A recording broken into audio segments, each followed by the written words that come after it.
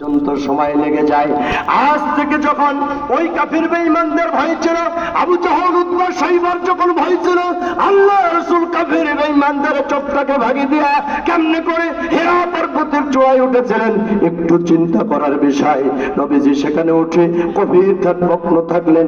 সামনে কাবা দেখা যায়, কাবার সামনে বসে আমার রাসূল মহান কাবার মালিকের কাছে প্রার্থনা করেন, ওগো আরশের মালিক, জাতির কল্যাণের জন্য তোমার কাছে আমি একটা সংবিধান চাই। দীর্ঘদিন ধ্যানমগ্ন থাকলেন। আল্লাহর পক্ষ থেকে জিবরিল আলাইহিস সালাম আসলেন, রাসূলের কাছে সূরা আলাকের প্রথম 5টি আয়াতে কারিমা তিনি নাযিল করলেন। এই জিবরিল আলাইহিস সালাম এসে আল্লাহ রাসূলকে জোরে চেপে ধরেন আর বলেন, তুমি পড়ো। রাসূল বলেন, মা আনা বিকারি, আমি তো পড়তে জানি না, কি পড়বো?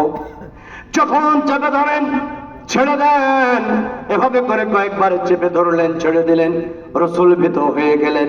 জিবরিল আলাইহিস সালাম বলেন, ইকরা বিসমি রাব্বিকাল্লাযী খলাক, পড়ুন আপনার রবের নামে যে রব আপনাকে সৃষ্টি করেছেন, বলেন সুবহানাল্লাহ। তাহলে লেখাপড়া করতে হবে কার নাম নিয়ে?